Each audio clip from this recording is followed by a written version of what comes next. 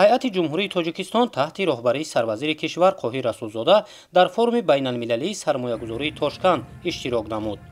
форуми байналмилалии сармоягузории Тошканд бо сухани ифтитоҳии президенти ҷумҳурии Узбекистон Шавкат Мирзиёев оғоз гардида, доир шудани ин тадбири муҳим барои таҳкими ҳамкорӣ дар самти соҳибкорию сармоягузорӣ муҳим арзёбӣ карда шуд.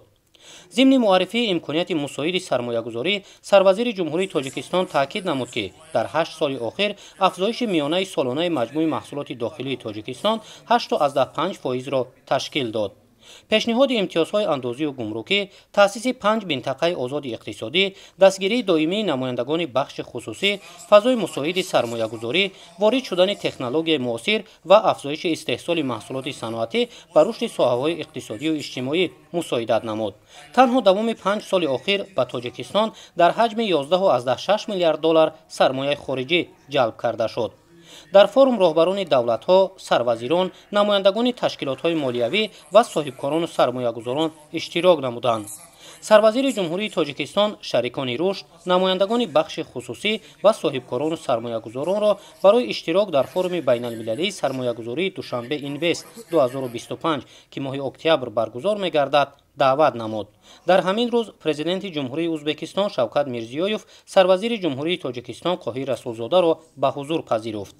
تاکید گردید که تاجیکستان و ازبکستان را عنعنه‌های نیک چندین نسله همسایگی نیک و احترام همدیگری متحد می‌کند. جانب‌ها دورنمای رشد استوار مناسبت‌های تجارتی و اقتصادی، فرهنگی و تحکیم همکاری سازنده را امیدبخش ارزیابی نمودند. طوری از تحلیل‌ها برمی‌آید دوام سال‌های اخیر رابطه‌ها بین تاجیکستان و ازبکستان در حال رشد است که از ثمره تطبیق سیاست سازنده سران دو دولت به هم دوست و برادر منشأ می‌گیرد. جانب‌ها استفاده امکانات‌های ایلاوگی را برای تحکیم بخشیدن آن ضرور دانستند. در ملاقات هیئت‌های جمهوری تاجیکستان و جمهوری ازبکستان که تحت ریاست سروزیران دو دولت دایر شد، پهلوهای گوناگون همکاری دوجانبه محاکمه گردید. سروزیر جمهوری ازبکستان عبدالله اوریپوف تحکیم رابطه‌های دوجانبه را به سیاست سازنده سران دولت‌های تاجیکستان و ازبکستان مربوط دانست.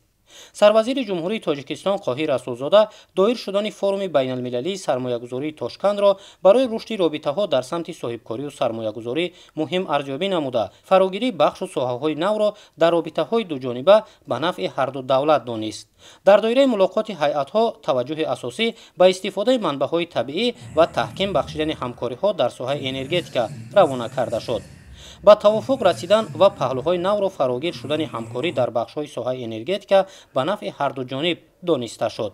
تذکر داده شد که سیاست سازنده راهبران دو دولت برای توسعه منبع همکاری دو جانبه زمینه مستحکم فراهم می‌آورد.